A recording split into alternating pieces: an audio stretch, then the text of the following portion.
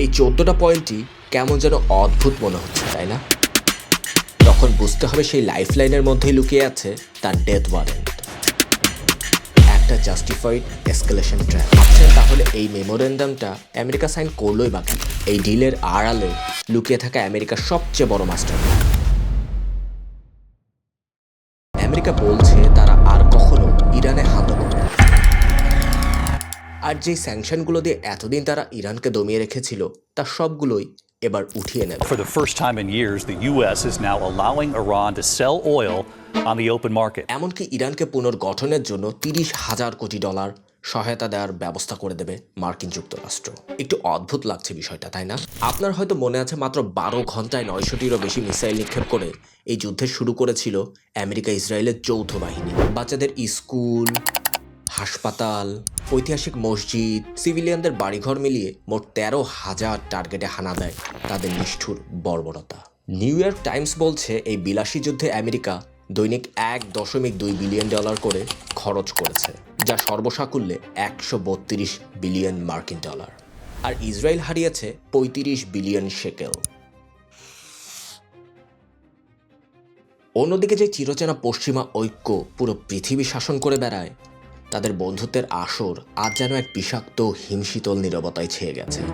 কারণ গোটা ইউরোপ আর ইসরায়েলকে দূরে রেখে ইরানের সাথে চুক্তি করে নিয়েছেন ডোনাল্ড ট্রাম্প। আজ থেকে ঠিক 4 মাস আগে ইরান যুদ্ধে আমেরিকার লক্ষ্য ছিল 4টি। ইরানকে পারমাণবিক শক্তিধর রাষ্ট্র হওয়া থেকে আটকানো, তাদের ব্যালিস্টিক সক্ষমতা ধ্বংস করা, পারস্য উপসাগরে ইরানের সামুদ্রিক আধিপত্য নষ্ট করা আর তাদের শাসন ব্যবস্থার পতন ঘটানো। কিন্তু ট্রাম্পের গত 4 মাসের নিরলস পরিশ্রম এর একটিকেও অর্জন করতে পারেনি। গত 17 জুন স্বাক্ষরিত হওয়া ইসলামাবাদ মেমোরেন্ডাম যেন এক রহস্যময় চুক্তি। মিত্রদের কোনো পাত্তা না দিয়ে করা এই চুক্তিতে মোট 14টি পয়েন্ট রয়েছে, যা 13টিতেই সুবিধা পাচ্ছে ইরান। আমেরিকার জন্য এ যেন 13-1 ব্যবধানের বিশাল এক পরাজয়। কাগজে কলমে এটাকে যেন মনে হচ্ছে ওভাল অফিসে ইতিহাসের সবচেয়ে লজ্জাজনক আত্মসমর্পণ। আর এই লজ্জায় ট্রাম্পের ভক্তরা কপাল চাপড়াচ্ছেন সোশ্যাল মিডিয়া। তো যাই হোক, হঠাৎ কেন বদলে গেল এই যুদ্ধের সমীকরণ? এবার কি তাহলে সত্যিই স্থায়ী শান্তি ফিরতে চলেছে মধ্যপ্রাচ্যে, নাকি ট্রাম্পের মাথায় এবার নতুন কোনো কৌশল এসেছে? And out of the box, what if this memorandum just fails? এই সবগুলো প্রশ্নের উত্তর থাকছে আজকের ভিডিওতে। তো চলুন শুরু করা যাক। পয়েন্ট নাম্বার 1, লেবানন সহ এই যুদ্ধের সবগুলো ফ্রন্টে আমেরিকা আর ইরান তাদের যাবতীয় মিলিটারি অপারেশন বন্ধ করবে। পয়েন্ট নাম্বার 2, আমেরিকা আর ইরান একে অপরের অভ্যন্তরীণ বিষয়ে হস্তক্ষেপ করবে না। ইরান তো কখনোই আমেরিকার অভ্যন্তরীণ বিষয়ে নাক গলায় না, বরং আমেরিকায় কয়েকদিন পর পর ইরানের অভ্যন্তরীণ বিষয়গুলোতে নাক গলানোর পায়তারা করতে থাকে। এমনকি এই যুদ্ধের প্রথম থেকেই ইরানের সরকার বিরোধীদের রাজপথে নামার ডাক দিয়েছিলেন ডোনাল্ড ট্রাম্প। পয়েন্ট নাম্বার 3, এই মেমোরেন্ডামের ভিত্তিতে আমেরিকা আর ইরানকে আগামী 60 দিনের মধ্যে একটা ফাইনাল ডিলে আসতে হবে। পয়েন্ট নাম্বার 4, এই চুক্তিতে 4 নম্বর পয়েন্টটা একটু ইম্পর্ট্যান্ট। গত এপ্রিল থেকে ইউএস সেন্ট্রাল কমান্ড ইরানের জলসীমা ব্লক করে দেয়, যার মূল লক্ষ্যই ছিল ইরানের নৌবাহিনী আর ব্যবসায়িক নৌযানগুলোকে চাপে ফেলা। আর এই 4 নম্বর পয়েন্টে আমেরিকা বলছে তারা সেই নাভাল ব্লকেড পুরোপুরি তুলে নেবে। অলরেডি গত 18 জুন থেকে এই নাভাল ব্লকেড তুলেও নিয়েছে মার্কিন প্রশাসন। অর্থাৎ ইরানের নেভি আর মিলিটারি এখন পুরো স্বাধীন, আর তাদের বড় বড় সব পোর্টগুলোও খুলে যাচ্ছে। Point number 5, Strait of Hormuz. কোনো ফি বা টোল ছাড়া ইরান হরমুজ প্রণালী খুলে দেবে এবং যে কোনো ধরনের বাণিজ্যিক জাহাজ যাতায়াতে পূর্ণ সহযোগিতা করবে তারা।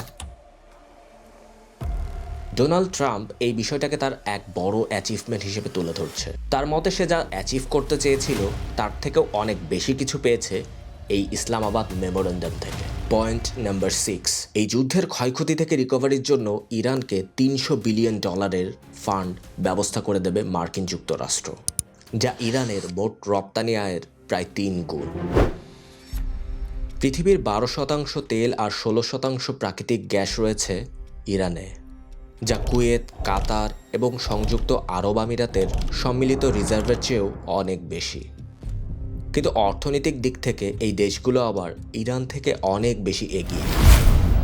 এর কারণ একটাই, আমেরিকার স্যাংশন বা নিষেধাজ্ঞাগুলোর কারণে ইরান তাদের তেল, গ্যাস এবং অন্যান্য সম্পদ সরাসরি রপ্তানি বা বিক্রি করতে পারে না। বাধ্য হয়ে তা অল্প দামে চীন ও রাশিয়ার কাছে বিক্রি করতে হয়। কিন্তু এই চুক্তির 7 নম্বর পয়েন্টে আমেরিকা বলছে ইরানের উপর চাপানো যাবতীয় নিষেধাজ্ঞা তারা তুলে নেবে। অর্থাৎ এতদিন যে নিষেধাজ্ঞাগুলো দিয়ে ইরানের অর্থনীতিকে জর্জরিত করে রাখা হয়েছিল তার কোনোটাই আর থাকছে না। তাই ইরান এখন থেকে সৌদি, কাতার কিংবা আরব আমিরাতের মতো স্বাধীনভাবে আমদানি রপ্তানি করতে পারবে।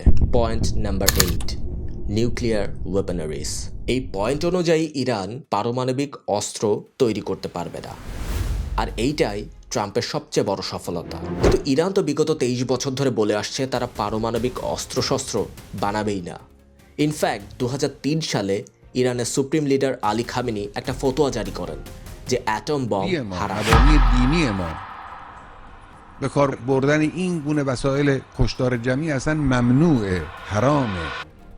পয়েন্ট নাম্বার 9, ফাইনাল ডিল হওয়ার আগ পর্যন্ত ইরান তাদের পারমাণবিক কর্মসূচি যেই অবস্থাতে আছে ঠিক সেই অবস্থাতেই রেখে দেবে, বাড়াবেও না, কমাবেও না। 14 দফার এই ইসলামাবাদ মেমোরেন্ডামে এই এক জায়গাতেই ট্রাম্পের একটু সুবিধা হয়েছে। এইটা একটা নিউক্লিয়ার প্ল্যান্ট। প্রত্যেকটা নিউক্লিয়ার প্ল্যান্টে সেন্ট্রিফিউজ থাকে। এই সেন্ট্রিফিউজগুলো kind of washing machine.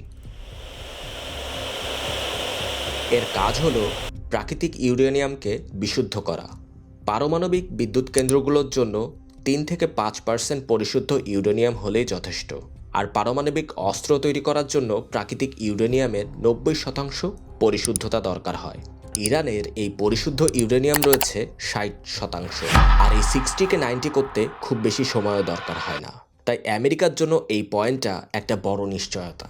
Point number 10, আমেরিকার স্যাংশনগুলো পুরোপুরি উঠে যাওয়ার আগ পর্যন্ত আমেরিকার ট্রেজারি বিভাগ ইরানের রপ্তানি শিল্পকে পূর্ণ ছাড় দেবে। পয়েন্ট নাম্বার 11, আমেরিকার স্যাংশনগুলোর কারণে ইরানের যেই অর্থগুলো বিদেশে আটকা রয়েছে তা পুরোপুরি রিলিজ করে দেওয়া হবে। বিভিন্ন দেশে প্রায় $100 বিলিয়ন আটকে রয়েছে ইরানের, তাই এইটা ফেরত পাওয়া ইরানের জন্য another big achievement. Point number 12, America আর ইরান এই মেমোরেন্ডামটা মনিটর করার জন্য প্রতিনিধি নিয়োগ দেবে।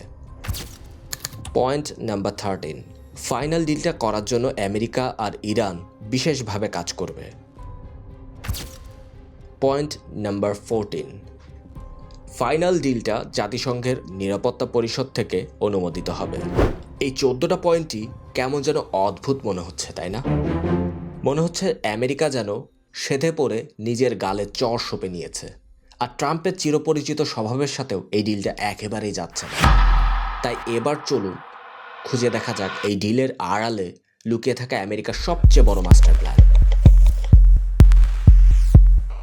স্ট্র্যাটেজিক্যালি আমেরিকা কোনো রেজিম ড্রিভেন দেশে ফুল স্কেলে মিলিটারি অপারেশনে নামার আগে নিজেকে শান্তি দূত হিসেবে তুলে ধরে।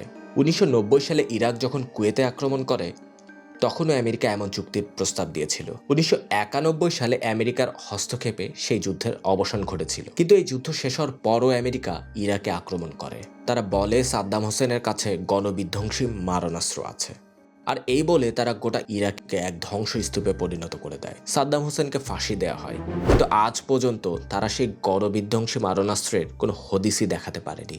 তাই এক পেশে এই চুক্তি ইরানের জন্য আসলে একটা জাস্টিফাইড এসকেলেশন ট্র্যাপ, যাতে করে ইরান তাদের ডিফেন্স মুভমেন্ট শিথিল করে দেয়। আমেরিকা খুব ভালো করেই জানে এই চুক্তির পরও ইরান তার প্রক্সি নেটওয়ার্ক কিংবা ইউরেনিয়ামের এনরিচমেন্ট কোনোটাই বন্ধ করবে না। If Iran doesn't live up to their agreement, or if they're not behaving, I will do what I have to do. ঠিক এই ভুলটার জন্যই ওত পেতে বসে আছে আমেরিকা। আপনি হয়তো ভাবছেন তাহলে এই মেমোরেন্ডামটা আমেরিকা সাইন করলোই বা কেন? এই যুদ্ধটাকেই চালিয়ে যেতে পারত। আমেরিকার আসলে এইভাবে এই চুক্তিটা করার মূল কারণ হচ্ছে তাদের ফেভারে একটা ইথিক্যাল শেল্টার তৈরি করা। ওই যে নিজেকে শান্তি দূত হিসেবে তুলে ধরতে হবে বিশ্বমঞ্চে। আর এই চুক্তিতে 60 দিনের একটা রিভিউ উইন্ডো রাখা হয়েছে। তাই ইরান যদি আগামী 60 দিন নিজেদের কিংবা নিজের প্রক্সি নেটওয়ার্কদের থামিয়ে রাখতে না পারে, তাহলে স্বয়ংক্রিয়ভাবেই এই চুক্তিটা বাতিল হয়ে যাবে। আর ঠিক তখনই আমেরিকা তার মধ্যপ্রাচ্য আর ইউরোপীয় মিত্রদের নিয়ে একটা ম্যাসিভ স্কেলের জয়েন্ট স্ট্রাইক চালাবে, যার ব্লুপ্রিন্ট অলরেডি পেন্টাগন করে রেখেছে। আর তখন এই 110 দিনের যুদ্ধ সির্ফ একটা ট্রেলার মনে হবে। The strategic trap of America. পেন্টাগনের ইনসাইড জাজমেন্ট বেশ ট্যাকটিক্যাল অ্যান্ড ক্যালকুলেটিভ। আর কখনো কখনো যুদ্ধে জেতার চেয়ে চলমান যুদ্ধ থামানোই অনেক বেশি গুরুত্বপূর্ণ হয়ে ওঠে। আমেরিকা মূলত এই চুক্তি করে নিজেদের অর্থনীতি আর তেলের বাজারকে একটা সাময়িক ব্রিদিং স্পেস করে দিল। অন্যদিকে সামনের নভেম্বরে হাইস্টেক মিড টার্ম ইলেকশন, তাই ভোটারদের শান্ত রাখতে তেল আর গ্যাসের দাম কমানো ট্রাম্পের জন্য ইমিডিয়েট নেসেসারি ছিল। আমার মনে হয় এই চুক্তিটা আগামী নভেম্বর ডিসেম্বর পর্যন্তই টিকে থাকবে। নভেম্বরের মিড টার্ম ইলেকশনের পর ট্রাম্প কোনো না কোনো উসিলা বের করে ইরানকে দেয়া ওয়েভার বা ছাড়পত্র বাতিল করে দেবে এবং নতুন করে আরও কঠোর স্যাংশন বা নিষেধাজ্ঞা জারি করবে। অর্থাৎ আমেরিকার জন্য এই মেমোরেন্ডামটা nothing but a pure use and throw deal. যাই হোক, এতক্ষণ যে ব্যাপারগুলো ডিসকাস করলাম সেগুলো এক্সাইট করে ফেলেন। আর এই পরিসংখ্যানটা একটু দেখেন। গত 5 বছরে উন্নয়নমূলক বিদেশি সহায়তা বা ফরেন এইড হিসেবে আমেরিকা 170টি দেশকে মোট $284 বিলিয়ন দিয়েছে। রাশিয়ার বিরুদ্ধে যুদ্ধ করতে গত 4 বছর ধরে ইউক্রেনকে দিয়েছে $125 বিলিয়ন। আর প্রিয় বন্ধু ইসরায়েলকে গত 5 বছরে দিয়েছে 38 বিলিয়নের সহায়তা। কিন্তু মাত্র 4 মাসের যুদ্ধে এক ইরানকেই দিতে হচ্ছে $300 বিলিয়ন। যদিও এটা তারা একা দিচ্ছে না, তারপরেও অ্যামাউন্টটা অনেক বেশি বড়। যখন কোনো সুপার পাওয়ারকে $বিলিয়ন লাইফলাইন বাধ্য হয়ে দিতে হয়, তখন বুঝতে হবে সেই লাইফলাইনের মধ্যেই লুকিয়ে আছে তার ডেথ ওয়ারেন্ট। তাই আমেরিকা ইরানকে কোনো বিজয়ের ট্রফি তুলে দিচ্ছে না, যা দিচ্ছে তা হলো টাইম বম। আর এর টাইমারটা সেট করা আছে ওয়াশিংটনের ওভাল অফিস থেকে। আমার মনে হয় না এই ডিলের কন্ডিশনগুলো অক্ষরে অক্ষরে পালন করা হবে। যেদিন ওয়াশিংটন তার মোরাল আর লিগ্যাল অ্যাডভান্টেজ পেয়ে যাবে, সেই দিনই সে চালাবে ইতিহাসের সবচেয়ে নরকীয় সার্জিক্যাল স্ট্রাইক। হয়তোবা সামনের মিড টার্ম ইলেকশনের পরই পৃথিবী তার সাক্ষী হতে চলেছে। তাই ইরানের উচিত এই আগামী 60 দিনের মধ্যে তার পুরো ডিফেন্সটাকে রেডি করে নেওয়া। আজকের ভিডিওটা এ পর্যন্তই। আপনার যে কোনো মতামত জানাতে কমেন্ট করুন। আমার ভিডিওটা ভালো লাগলে লাইক আর আমার চ্যানেলটিকে সাবস্ক্রাইব করে আমাকে সাপোর্ট করবেন।